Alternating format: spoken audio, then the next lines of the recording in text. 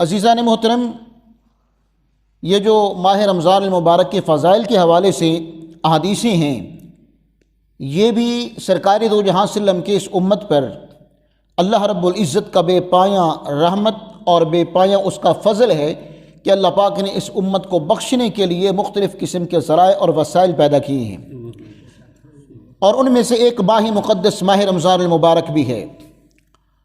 تو اس حوالے سے بے شمار حدیثیں ہیں، صرف 3 حدیثیں آپ کی گوش گزار کرتا ہوں۔ اس حدیث پاک کے راوی بھی حضرت ابو ہریرہ ہیں، یہ عمدۃ القاری شرح بخاری کی جلد نمبر 10 کے اندر انہوں نے ذکر کی ہے۔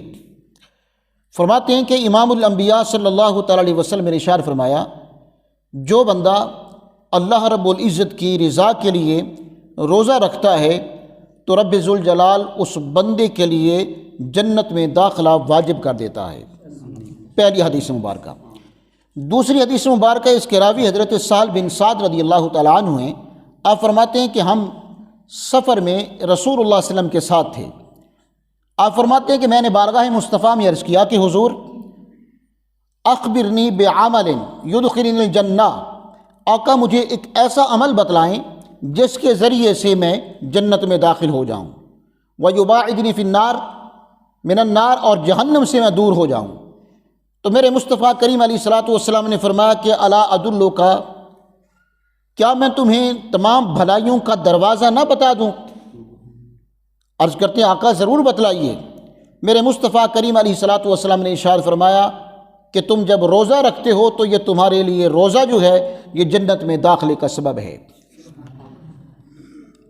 تیسری حدیث مبارکہ امام الانبیاء صلی اللہ علیہ وسلم نے ارشاد فرماتے ہیں، اس حدیث پاک کے راوی بھی حضرت ابو ہریرہ رضی اللہ تعالیٰ عنہ ہیں۔ آپ فرماتے ہیں کہ امام الانبیاء صلی اللہ علیہ وسلم نے ارشاد فرمایا کہ ایک دروازہ ہے جنت کا، اس کا نام باب الریان رکھا جاتا ہے۔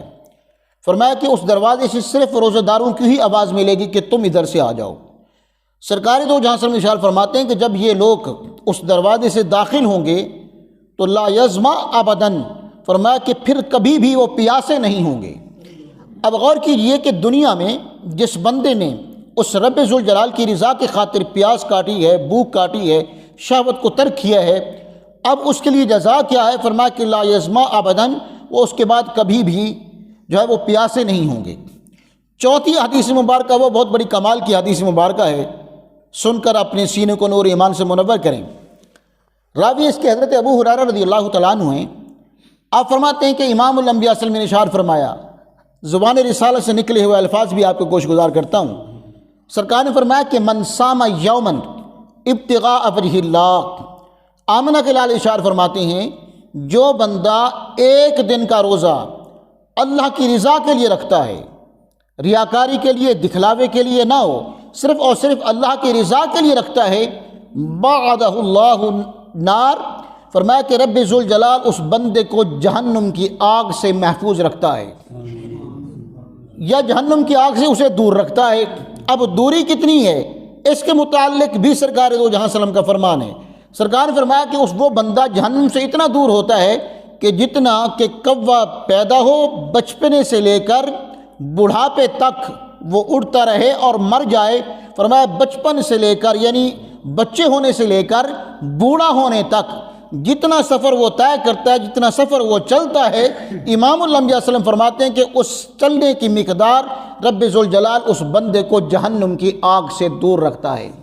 اور میں آپ کو عرض کرتا چلوں کہ پرندوں میں سے سب سے زیادہ عمر اگر کسی پرندے کی ہے تو وہ کوے کی ہے، اور ان کے متعلق مورخین لکھتے ہیں کہ یہ 1000 سال بھی ان کی عمر ہوتی ہے ان کووں کی۔ تو اب اگر یہ پرندہ بچہ ہو، اڑنا شروع کرے، اور وہ ہریمن کے لفظ حدیث مبارکہ میں ہے کہ بڑھاپے کی حالت میں پہنچ جائے، تو آپ خود اندازہ فرمائیں کہ اس کی مسافت کتنی ہوگی، اس کی دوری کتنی ہوگی۔ امام الانبیاء صلی اللہ علیہ وسلم فرماتے ہیں کہ ایسا شخص جو صرف ایک دن کا روزہ صرف اور صرف اللہ کی رضا کے لیے رکھتا ہے، رب ذوالجلال اسے جہنم کی آگ سے دور رکھتا ہے۔ عزیزان محترم، اب غور طلب بات یہ ہے کہ دنیا کی جو ابھی گرمیاں آ رہی ہیں، جون جولائی کا مہینہ ہو، سخت گرمی ہو، تو انسان اس کو برداشت نہیں کر پاتا۔ اور میں آپ کو عرض کروں کہ یہ گرمی سورج کے سامنے والے حصے کی نہیں ہے۔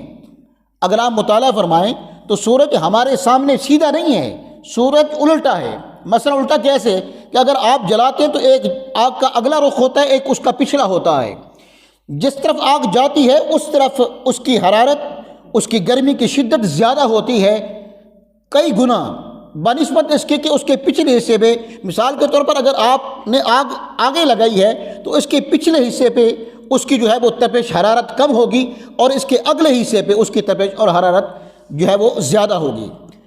تو یہ جو سورج اب ہے، ان کی جو ہمارے پاس گرمی آتی ہے یہ اس کے پچھلے حصے کی ہے، سامنے والے حصے کی نہیں ہے۔ فرمایا جب کل قیامت کے دن ہوگا تو رب ذوالجلال اس سورج کو سیدھا کر دے گا۔ اور پھر دوسرا کہ اس گرمی کی جو حرارت ہے سورج کی، اللہ پاک نے اس کی جاذبیت کے لیے زمین کو پیدا کیا ہے کہ جب یہ سورج کی تپش آتی ہے تو زمین اس کو چوس لیتی ہے، اس کی جو حرارت جتنی آنی چاہیے اتنی انسان تک نہیں پہنچ سکتی۔ اچھا اب غور کیجئے کہ جب یہ زمین اللہ پاک نے اس کی حرارت کو چوسنے کے لیے بنایا ہے، اب جب اس کی حرارت زمین پہ بھی جاتی ہے، پھر اس کے لیے درختوں کو بنایا ہے، وہ بھی اس کے لیے آڑ بنتے ہیں، اگر جون جولائی کے مہینے میں وہ ہم سے برداشت نہیں ہوتی، پھر جب قیامت کا دن ہوگا تو یہ زمین نہیں رہے گی، بلکہ یہ زمین بھی تانبے کی بن جائے گی، گویا کہ اوپر سے بھی آگ برسے گی، نیچے سے بھی آگ برسے گی۔ اس کے لیے رب ذوالجلال نے اس امت مسلمہ کے لیے اس ماہ مقدس کو بنایا ہے۔ فرمایا کہ جب تم اس ماہ مقدس کے روزے رکھ لیتے ہو تو رب ذوالجلال تمہیں جہنم کی آگ سے محفوظ رکھے گا۔ تو عزیزان محترم، یہ صرف اور صرف اگر فضیلت ہے تو یہ امت مسلمہ کی ہے، اللہ پاک نے اس امت کے لیے یہ فضیلت رکھی ہے۔ اگر اس کے بعد بھی اگر کوئی امت مسلمہ کا فرد روزے نہ رکھے تو میرا خیال میں کہ اس کے لیے شومی قسمت ہے، بد قسمتی ہے۔ اب زندگی کے جو لمحات ہیں یہ گنے چنے ہیں، اس کے ایک لمحے کا بھی کوئی بھروسہ نہیں ہے کہ ایک لمحے انسان زندہ ہے تو ہو سکتا ہے کہ اگلے جو ہے وہ لمحے اس کی سانس آئے یا نہ آئے۔ تو میں آپ کو عرض کروں کہ اگر کسی بندے نے روزہ رکھا ہوا ہے، دوپہر کو جیسے عمومی طور پر لوگ سو جاتے ہیں یا ابھی نماز پڑھنے کے بعد جا کے سو جائیں گے، اگر خدا نہ خواستہ کسی بندے کو احتلام کی شکایت ہو جاتی ہے، کپڑے اس کے خراب ہو جاتے ہیں، اب سوال یہ ہے کہ اس نے باقی یہ نماز تو ادا کرنی ہے، ظہر کی، عصر کی، مغرب کی، تو وہ کیا کرے گا؟ کیا غسل کرے گا؟ تو طریقہ کار کیا ہوگا؟ اس کے بارے میں آپ کو عرض کروں کہ غسل اس پر فرض ہے، غسل اس نے کرنا ہی کرنا ہے۔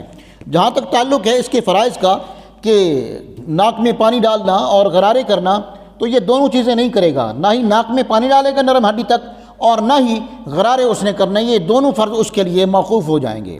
باقی پورے جسم پہ پانی بہائے گا، غلاظت کو دھوئے گا۔ جہاں تک تعلق ہے ان دو فرائض کا، تو یہ جب نماز مغرب کے لیے روزہ افطار کرے گا اس کے بعد یہ دونوں سر انجام دے گا۔ پانی پینے سے یقیناً غرارے ہو جائیں گے اس انسان کے، اور اس کے بعد پھر جو ہے وہ اپنے ناک میں پانی ڈال دے گا، اس طریقے سے اس کا یہ جو غسل ہے وہ تام ہو جائے گا۔ لیکن اس دورانیے میں خصوصی احتیاط آپ نے کرنی ہے کہ نہ ہی ناک میں پانی ڈالنا ہے کہ کہیں ایسا نہ ہو کہ اس ناک کے ذریعے سے پانی حلق میں نہ چلا جائے، اور غرارے بھی نہیں کرنے۔ ظاہر کہ اگر غرارے کریں گے تو پھر پانی حلق سے نیچے اترے گا، تو اس سے انسان کا جو ہے وہ روزہ ٹوٹ جاتا ہے اگر پانی نیچے چلا جائے تو اس سے خاص احتیاط کیجئے، اجتناب کیجئے۔